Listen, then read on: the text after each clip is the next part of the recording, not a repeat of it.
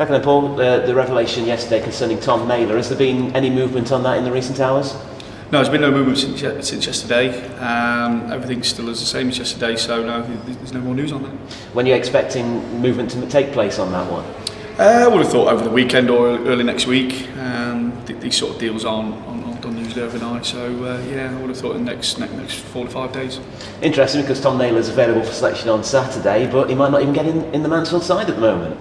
Yeah, it is an interesting one. You know, I mean, the lads have played well. You know, the last 3 or 4 games. So, you know, I have this philosophy that if it's not broke, we don't need to fix it. So, it's a nice headache to have on Friday night.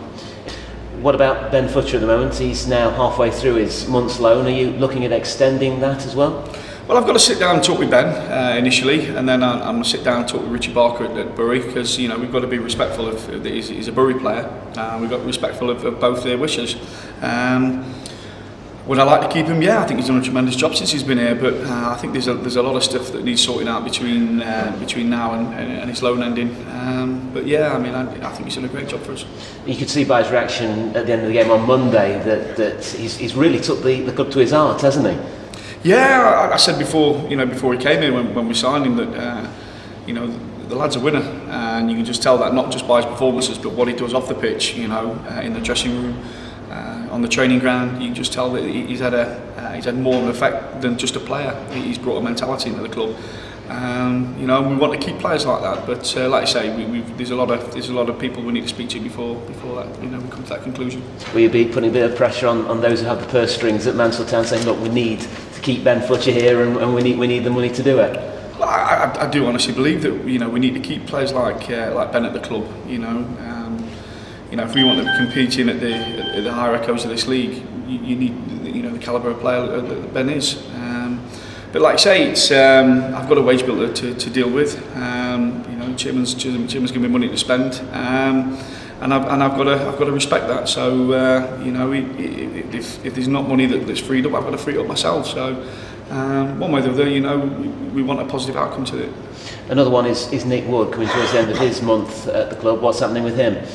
Well, Nick's been a little bit unlucky, if I'm honest. You know, because I think Nick's from pre-season, he's been training with us, has done really well. You know, going into Saturday, you know, we've still got Martin Riley that's struggling with his foot injury. We've still got John Thompson out. Sutz has come back and did really well on Saturday. I think the thing with Woody is he needs games under his belt. You know, whether he gets that Saturday or not, I don't know. I've not decided yet. But you know, we've got another 2 weeks, I think, with Woody yet, and a lot can happen in 2 weeks. No new players coming in yesterday. Were you happy with that? The fact that you felt that the squad didn't really need strengthening in the end? I always feel the squad needs strengthening, and I always think that if good players become available, that we'll be in the market for them. You know, I've had my eye on 1 or 2 players that I think will strengthen us, but they won't be permanent signings. They'll be coming in from loans. I've been getting around a few Football League clubs now, looking at reserve games and looking at who's available. These players that I'm looking at, like I say, aren't available on free transfers. They'll be available on loan. So we're not governed by after the week's grace that we've got. We can bring people in on loan. So there's no rush. I don't want to rush out now and bring people into the club when I think that you know the squad's a decent sort of strength at the minute already. You know, it does need tweaking a little bit. You know, but I'm not going to go out and make panic signings when the lads are doing particularly well. Darlington on Saturday, lovely big ground to go to. Always virtually empty though, unfortunately, isn't it? Yeah, it's a stunning ground, beautiful pitch. You know, and to be fair, you know, a club that I think will be thereabouts come the end of the season. Really going to be a real tough game. You know, we've had a report about them against Lincoln on Monday, and it's going to be a real tough one. But you know, being analytical of who we played in the last 4 games, all 4 games that we've played have been really tough. You know, with potential championship winners and in Luton and potential sort of another potential championship winners in Stockport.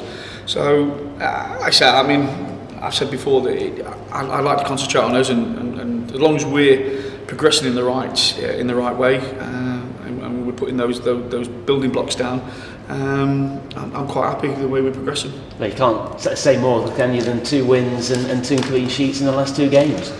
No, I mean, I think that's a real positive. I don't know where I read, but somebody says that the percentage of winning the 2 games in 3 days over the bank holiday period is really slim. So for us to come out of it with 6 points is immense, and I think it's testament to how hard these lads are working at the minute. You know, our performance at Stockport, I think wasn't our best in terms of the fluidity of our football, but in terms of grinding out a result, it was excellent. And you know, I think the learning curve that the lads are on at the minute about what we want from them is immense, and they're really working hard. And I think the most enjoyable thing for me is we've got a group of lads that aren't in the 11 at the minute that are working really hard to keep themselves fit, keep themselves ticking over, because they know they're going to be a massive part of it.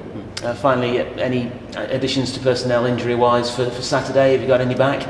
Well, Martin Riley might be back. Just depending on how he's recovered. I think that's roughly it. Rhys Day's hopefully going to get through 60 minutes of a game this morning. John Thompson might be coming in for light training next week, which will be a big plus. But no, I think, everything's still as. Just got a group of lads now that aren't in the side really, that are chomping in the bit to try and get in there, which is nice for a manager. And I think over the next couple of weeks I'm going to have some real headaches in terms of selection. Selection of the side, which is, for me, it's a horrible thing, but also a nice thing, because we've got good players that are waiting to get back in this side. Matt Bell, you let him go out on a month. Yeah. It's just so far down the pecking order that you couldn't see anything for him at the moment. I think what you'll see materialise over the next, we'll get the week's grace out of the way for the transfer window, and I think you'll see 1 or 2 maybe go out on loan as well. The reasoning behind that is we've got a group of players, like we're having to play these behind closed doors games against the kids. I've got sort of Forest and Notts County lined up in the foreseeable future, but the lads need to be playing. The lads who are going to make an impact, when we get suspensions and injuries and loss of form, they need to be match fit and play quite a number of competitive games. So what I aim to do is get 1 or 2 of the lads out there for a month, 28 days, and get them playing competitive football, so when they are called upon, 1, they don't let themselves down, and 2, they're given the best chance to keep their place in the side because they're match fit.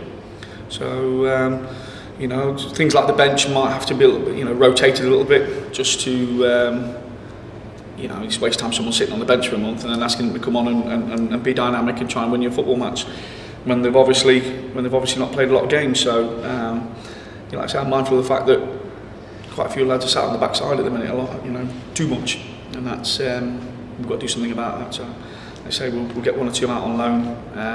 And Belly, Solihull approached us, said we've got a left-sided player. Conference North football keeps Belly nice, fit and sharp, playing at a really competitive level of football, and I think it's a win-win basis for Mansfield Town and Matty Bell. Okay then, Joe, so last 2 games, 2 clean sheets as a defender, you can't get much better than that, can you? Yeah, obviously it's important, first of all, that we win the games, we take, obviously we can see goals, we'd still take it, but yeah, it's been good, to be fair. I think we've brought obviously Fudge in as well, and things like that, and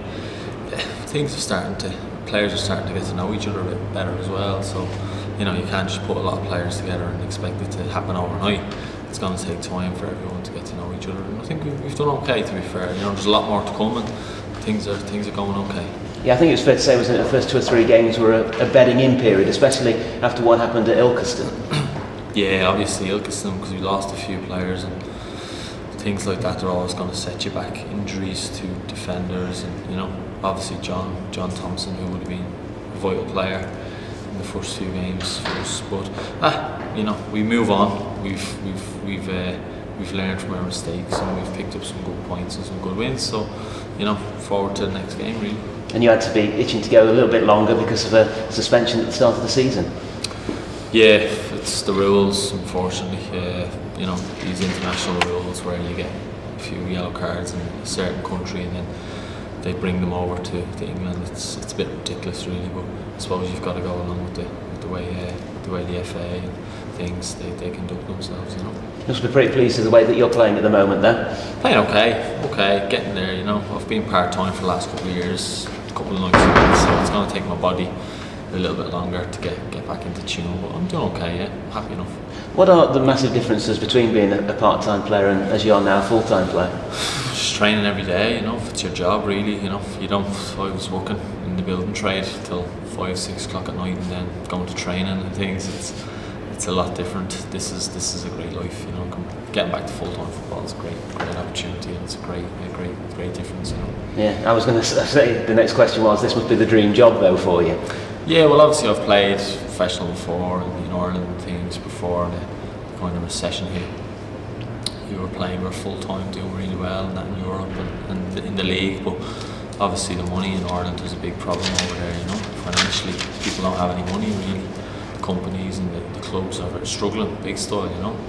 But it's great to be back to full-time football, you know. And what about conference football as well? Is it something that you like and enjoy?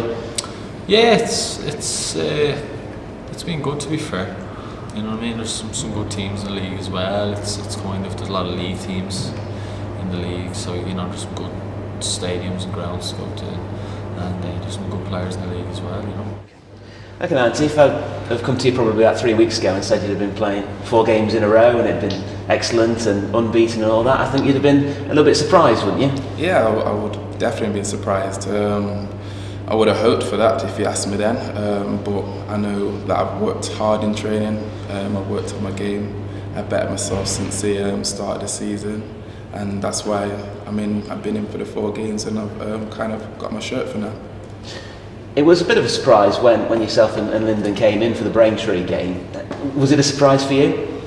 Yeah, it was. It was. Obviously, we didn't start as well. We played Bath in the first game and drawn, and we played Gateshead and lost away. I could see what the gaffer was saying, that he wanted to change up a bit, see what else we could put out there, and he did so, and it worked in a way. So I was surprised, but I was also glad to get a chance. And 4 games in, and it's been fantastic so far. Yeah, 4 games in, it's been fantastic. Obviously, like I said, I'm still got my shirt, still performing, still putting the work effort. Basically, I'm just doing what I'm asked to do, and that's all, and everything I can give. So that's probably why I'm still in the team right now. Yeah. And the fact that you're keeping certain players out of good prestige, that must be a boost as well, and a confidence boost for you as well. Oh yeah, definitely. They got Bolland and Warrington, great players, and obviously they want to get a chance to play also. So it just makes me keep wanting to perform and keep going out there and kind of, you know what I mean, kind of keep my shirt. So it keeps players like the team. Is the system helping you a little bit as well? Are you playing in your strongest position, do you think? Yeah, the system is helping. I think I'm probably the one there that's putting the weight about a bit, and obviously because of my size and strength, I got a little bit of advantage over Warrington. Obviously because he's more of the football kind of player type, which gives me kind of an advantage of him coming on for me or he taking my place. So definitely there's an advantage there. Now, when you knew you were coming back to Mansfield, did you feel, right, this is a chance here, this is a chance to right a few wrongs from the last time you were here? Because I think it's fair to say things didn't quite go to plan the first time. No. I hear that all the time. It didn't go to plan at all. But like I said, I wanted to come back and I wanted to fix that. And obviously progress with Mansfield, and I've shown that that's what I want to do, and that's just my determination. Why do you think it didn't work the first time? Basically, there was a lot of players coming in and out of the squad. The manager wasn't really changing anything, but it's just managers that don't like the way you play or don't think you're good enough and you just don't get in, and that's just their point of view, and that's just how it goes. Do you feel now, with Paul Cox, manager, that there's somebody there that understands you and knows how to get the best out of you? Yeah, that's the also the benefits. Like he knows me, I've known him over nearly a decade now, and but also that he's given me the chance. He's brought me here, but I've also shown him that I can do the job because I've also put in the work rate and got to the standard of what he wants. Anthony, You mentioned there that you come into the side and you're doing a job. Do you think that the team is doing better now because that's true of every player, that you all understand your jobs better now? Bang on. I think that's what it is that everyone understands their role within the team. Yeah. And we know if someone's not doing the role, and that's key in football. Yeah. And I don't think there's any questions about players not doing their role. Yeah.